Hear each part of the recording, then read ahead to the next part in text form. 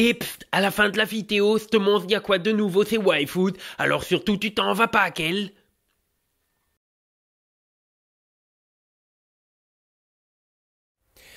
Avez-vous déjà entendu l'histoire de l'avion espion américain qui, à la suite d'une avarie, a dû se poser sur la place rouge, mettant ainsi dans l'embarras à la fois le gouvernement américain, pris la main dans le sac en plein espionnage, et le Kremlin qui n'a pas vu l'avion se faufiler jusqu'à l'endroit le plus sensible de tout l'URSS. Eh bien, figurez-vous qu'elle est vraie, à un détail près. Ce n'est pas une histoire, mais deux.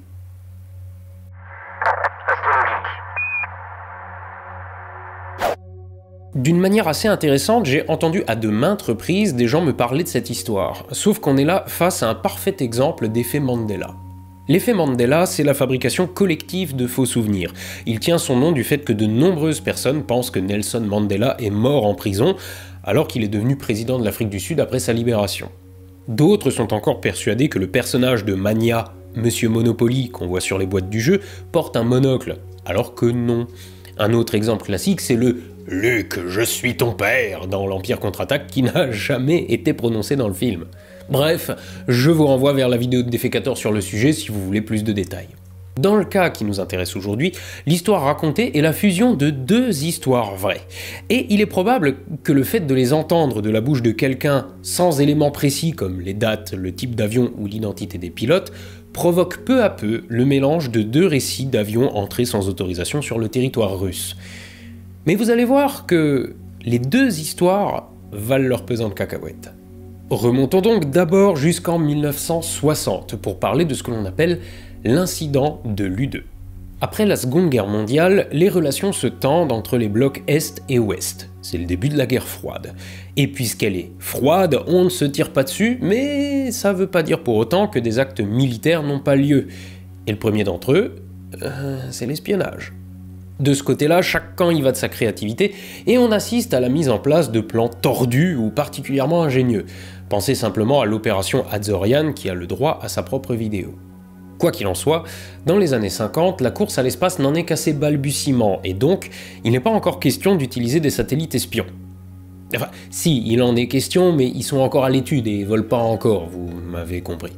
Donc, pour savoir ce que fait le voisin, les Américains utilisent des avions espions, mais ceux-ci auraient plutôt intérêt à être discrets, parce que l'URSS va pas simplement tolérer la présence sur son territoire d'appareils non identifiés, sans leur foutre un missile ou deux au derche. Les plus connus d'entre eux sont probablement le SR-71 et le U-2. Le B-2 Spirit vient souvent à l'esprit quand on parle d'appareils furtifs, sauf que c'est pas un avion espion. C'est un bombardier pensé à la base pour pénétrer un espace aérien et y apporter la démocratie sans se faire repérer.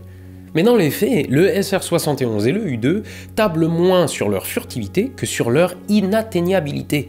Un mot un petit peu compliqué juste pour dire qu'ils volent trop vite ou trop haut pour être emmerdés par les défenses antiaériennes. Le SR-71, qui a volé pour la première fois en 1964, laissait les missiles de défense aérienne sur place avec ses 3500 km/h. Le U-2, lui, était 10 ans plus vieux et tablait beaucoup plus sur son altitude de croisière. En effet, il se promenait à seulement 800 km/h, soit une vitesse proche de celle des avions de ligne actuels, mais en volant 2 fois plus haut, à plus de 21 km d'altitude, où il était tout simplement hors de portée de la plupart des appareils et missiles russes de l'époque.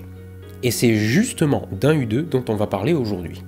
Et donc, en 1957, les États-Unis installent, avec l'accord secret du Pakistan, une base de renseignement à Badaber, d'où la NSA, la National Security Agency, intercepte des communications radio. Pendant ce temps, la CIA, elle, utilise ces U-2 pour survoler des sites soviétiques ultra secrets. Et en fait, la manière de faire est... comment dire, pas très fine. L'objectif est pas tant la discrétion que juste pas se faire intercepter. Le 9 avril 1960, un U-2 survole ainsi 4 sites ultra-sensibles. Un site de test de missiles nucléaires, un aérodrome militaire, un site de test de missiles sol-air et ce qui deviendra le futur cosmodrome de Baïkonour. L'appareil est détecté par la défense aérienne et la chasse lui est donnée, mais les MiG-19 et Sukhoi 9 russes ne parviennent pas à l'atteindre.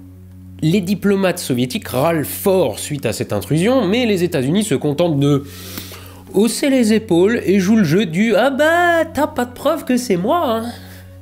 et un autre vol est planifié pour le 1er mai. Nous sommes alors moins de 2 semaines avant une rencontre à Paris des dirigeants américains et soviétiques, et le U-2 redécolle de Badaber avec cette fois-ci pour objectif 2 sites de missiles loin à l'intérieur du territoire russe, qu'il doit traverser du sud au nord avant de rejoindre la Norvège. Et encore une fois, les Ricains tablent sur le fait que leur avion est simplement hors de portée des Russes pour faire leurs photos sans même se soucier de la discrétion de l'engin. Et donc, rapidement après son entrée sur le territoire soviétique, le U-2 est détecté. Il est donné l'ordre aux forces aériennes d'attaquer l'avion, quitte à l'éperonner si nécessaire. Mais, du haut de ses 21 km d'altitude de croisière, le U-2 laisse derrière lui les chasseurs lancés à sa poursuite. Et quand ils parviennent à s'approcher, leurs missiles, qui ne sont pas faits pour de pareilles altitudes, sont inopérants. Les missiles sol-air installés un peu partout n'ont pas non plus la portée nécessaire pour le toucher. Non, franchement, je peux pas m'empêcher de me dire que la stratégie des Ricains, ça ressemble quand même pas mal à... Quoi qu'il en soit, les Russes sont pas mal énervés par cette intrusion et vont tout faire pour aller le chercher. Plusieurs versions de l'histoire coexistent, comme bien trop souvent dans ce genre de cas. La version officielle, c'est qu'il faudra une salve de 14 missiles sol-air pour venir à bout de l'avion américain. Une autre version, rapportée par le pilote russe Igor Mentyukov, dit qu'il serait parvenu à monter jusqu'à l'altitude du U-2 avec son Sukhoi 9 modifié, sans armement et avec un plein de réservoir partiel, avec l'objectif de le percuter et briser les longues et fragiles ailes de l'appareil espion. Mais à la place, il se serait placé juste devant lui et aurait obtenu le même résultat avec une puissante turbulence de sillage. Mais Nikita Khrouchtchev, alors dirigeant de l'URSS, dira lui-même plus tard que Mentyukov n'a même pas réussi à établir un contact visuel avec le U-2 et que dans la salve de missiles, l'un d'entre eux s'approche suffisamment de l'appareil pour exploser et lui envoyer des shrapnels qui l'endommagent. Quoi qu'il en soit, à peu près tout le monde s'accorde sur le fait que si le U-2 avait pris un tir de missile direct, le pilote n'aurait pas survécu. Quoi qu'il en soit, le U-2 est abattu. Mais la communication entre les bases antiaériennes au sol est mauvaise, et n'étant pas au courant que l'avion espion est neutralisé, plusieurs batteries sol-air tireront encore des missiles plusieurs dizaines de minutes plus tard, mais sur leurs propres avions cette fois, abattant au passage le MiG-29 de Sergei Safronov, le tuant au passage. Alors que le U-2 est en perdition, son pilote Francis Gary Powers saute en parachute. Enfin... En s'éjectant, il oublie de débrancher son arrivée d'oxygène et se retrouve accroché à l'avion en pleine chute. Il lutte ainsi jusqu'à ce que finalement le tuyau s'arrache, lui permettant de prendre ses distances avec l'appareil, sauf que, ce faisant, il contrevient à l'ordre qui lui avait été donné de détruire l'avion à tout prix. Powers parvient à se poser sans encombre et est d'abord pris pour un pilote russe, mais évidemment, l'illusion ne dure pas longtemps et il est arrêté. Khrouchtchev annonce alors publiquement qu'un avion espion américain a été abattu. Mais il se garde bien de dire que le pilote a été récupéré sain et sauf. Les États-Unis, pensant le pilote mort dans le crash, font publier par la NASA un communiqué de presse affirmant que l'un de ces avions météo a disparu près de la Turquie. Il y est affirmé que le pilote est tombé inconscient alors que le pilote automatique était engagé, ce qui l'aurait peut-être ramené au-dessus du territoire soviétique. Il y est même dit qu'avant la perte de contact, le pilote aurait signalé des difficultés avec son oxygène sur la fréquence d'urgence, et pour renforcer la crédibilité de l'histoire, un U-2 est peint à la hâte aux couleurs de la NASA et la photo est présentée dans le communiqué. La Maison Blanche affirme alors que « Oh bah si ça se trouve c'est cet avion-là, hein, parce que nous, c'est sûr qu'on n'a pas envoyé d'avion espion au-dessus de l'URSS, hein. Ah bah non alors, hein, promis, hein. » Et 3 jours plus tard, Khrouchtchev déclare publiquement « Je dois vous confier un secret. Quand j'ai fait mon premier rapport, j'ai délibérément choisi de ne pas dire que le pilote était en vie et bien portant. Maintenant, regardez le nombre de choses idiotes que les Américains ont dites. Parce qu'en plus, les Russes ont récupéré la plus grande partie de l'avion, dont la caméra, et ils ont même réussi à développer les images qu'elle contenait. J'aime autant vous dire que les Ricains sont bien passés pour des cons. Donc évidemment, la rencontre prévue à Paris est annulée parce que Dwight Eisenhower, le président américain, refuse de présenter des excuses. L'Union soviétique organise une semaine plus tard une réunion du Conseil de sécurité des Nations Unies où elle présente sa version des faits ainsi que d'autres preuves d'espionnage qui mettent encore un peu plus les États-Unis dans la sauce. Tellement d'ailleurs que ces derniers finissent par faire une offre complètement folle. Le traité de ciel ouvert qui autorise le survol réciproque des deux territoires. Genre, ok, on t'a espionné mais promis en échange, tu peux venir chez nous avec tes avions espions. Powers, quant à lui, est jugé en Russie pour espionnage et il est condamné à 3 ans de prison et 7 de travaux forcés. Mais au bout de 21 mois de peine, il est échangé contre un espion soviétique en Allemagne de l'Est. À la suite de cette crise, les États-Unis vont accélérer le développement de leur satellite espion Corona, dont on a déjà parlé dans la vidéo sur la fusée N1, ainsi que celui du SR-71 qui, lui, pourra vraiment laisser les missiles sur place afin de reprendre la stratégie du... En outre, l'URSS s'est fâché avec le Pakistan, qui s'est défendu en disant que les États-Unis lui avaient caché la véritable nature des opérations qu'il menait sur son territoire. Ça, c'était pour la première histoire d'intrusion dans l'espace aérien soviétique. Et vous allez voir que la deuxième a rien à lui envier. Mais elles sont espacées de 27 ans, et ce coup-ci, c'est les Russes qui vont chier la honte. Nous sommes donc maintenant en mai 1987. Mathias Rust est un jeune pilote d'avion alors âgé de 19 ans qui rêve de faire carrière dans l'aéronautique. Mais c'est aussi un peu un hippie qui veut protester pour la paix dans le monde. Mais plutôt que de jeter de la soupe à la tomate sur un tableau ou dire qu'être méchant c'est pas gentil comme une Miss France, il va faire un truc nettement plus couillu. Mathias pilote un petit Cessna 172, l'avion de tourisme le plus courant dans les aéroclubs. Mais le sien a droit à un peu de tuning. En effet, Mathias a retiré les sièges passagers à l'arrière et les a remplacés par des réservoirs de carburant additionnels, augmentant ainsi drastiquement l'autonomie du petit zinc. Le 14 mai, il décolle d'Uterseen, près de Hambourg, d'où il est originaire, pour se rendre en Islande, puis en Norvège, en Suède et finalement en Finlande. Le 28 mai, un peu après-midi, il décolle de Helsinki et s'écarte du plan de vol qu'il a déposé. Il vole au ras du sol et passe la frontière de l'URSS. Environ 7 heures plus tard, après avoir survolé 800 km de territoire russe, il se trouve en vue de la place rouge à Moscou et va faire 2 rotations au-dessus pour repérer les lieux avant de se présenter à l'atterrissage, non pas sur la place rouge comme c'est souvent affirmé, mais sur la place Vassili Spousk au pied de la cathédrale Saint-Basile, devant les yeux ébahis des passants, et immobilise ainsi son avion à 100 mètres du Kremlin, le lieu le plus sécurisé de tout l'URSS. Enfin, c'est plus si sûr maintenant. Mathias s'extrait alors de son avion et se retrouve à signer des autographes avant que la police ne lui tombe dessus. Il est emprisonné et condamné à 4 ans de travaux forcés, mais après avoir purgé 1 an et 2 mois de sa peine, il est libéré à l'occasion d'une rencontre entre les dirigeants russes et allemands. Et sa détention lui aura coûté cher puisqu'il rentre avec des problèmes de santé et en ayant perdu beaucoup de poids.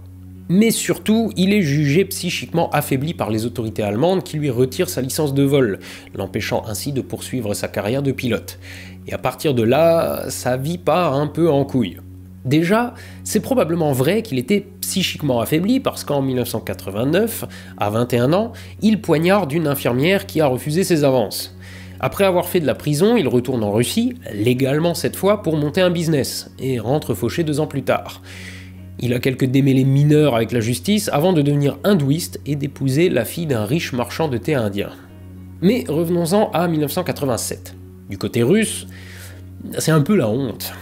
Bon, le pays a déjà un pied dans la tombe et l'autre qui glisse, mais le vol de Rust est une preuve flagrante que la sécurité du régime part à volo. Mais Gorbatchev va profiter de l'occasion. En effet, il connaît les rapports du KGB sur l'état réel de l'Union soviétique et il sait que le régime va droit dans le mur. Depuis qu'il est au pouvoir, il essaye de redresser la barre, mais il se heurte à la résistance du parti. Mais cette histoire humiliante met une balle dans son fusil.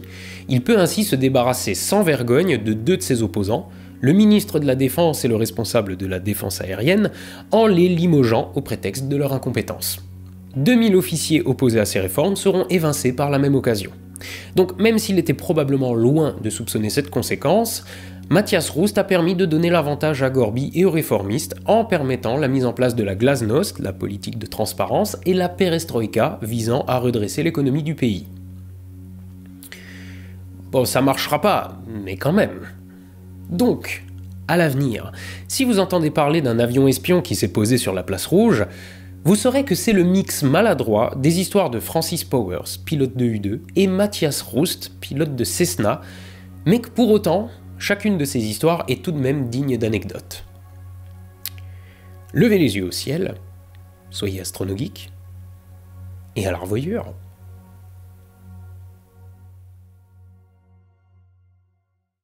Pousse au pays, ça m'a fait simple. Aujourd'hui, je vais vous montrer un truc nouveau. Ouais, il faut t'y fabrique de la nourriture pour que quand t'as pas le temps de manger correctement, alors plutôt que de manger un sandwich triangle à 2000 € sur une aire autoroute ou un burger au gras et au sel, tu peux manger du Y-Food à la place. Y-Food, ils font des boissons que ça fait un repas avec tout qu'est-ce qu'il faut dedans. Ils font aussi des parts comme celle du distributeur mais sans tout le sifting, c'est avec qu'est-ce qu'il faut. Alors ça coûte déjà moins cher que le sandwich triangle, mais si tu veux faire encore plus beaucoup d'économies, alors il faut acheter la poutre. Parce que la poutre, c'est vendu en gros sacs comme ça, sauf qu'un sac, ça fait 34 repas. Donc t'as intérêt à être sûr que c'est ça que tu aimes. Imagine tu achètes un sac à la banane et en fait t'as oublié que tu aimais pas la banane. C'est quand même dommage. Oui, ou alors t'es con. Alors Waifoot, ils savent déjà les packs découvertes avec les parts et les bouteilles, avec plusieurs coups de temps, et puis c'est toi qui décides qu'est-ce que tu préfères. Et maintenant, ils ont fait un pack découverte avec les poutres. L'œil. Alors ma maman, elle m'a toujours dit de pas tousser à la poudre, mais vu que c'est du Waifoot, je vais essayer quand même. Dedans, t'as un biberon Waifoot et t'as 2 sachets de plusieurs coups. Chocolat, vanille, noix de coco, café et fruits rouges. Et un petit sachet comme ça fait pareil qu'une bouteille, sauf qu'il n'y a pas l'eau dedans et que c'est toi qui la rajoutes. Comme ça prend moins de place. Ou de l'œil, tous les paquets mis ensemble, c'est presque plus petit que 2 bouteilles normales. Et donc comme ça, t'as tout ce qu'il faut pour essayer les poudres et voir les goûts que tu préfères. Oh, maintenant on va faire comme dans Breaking Bad.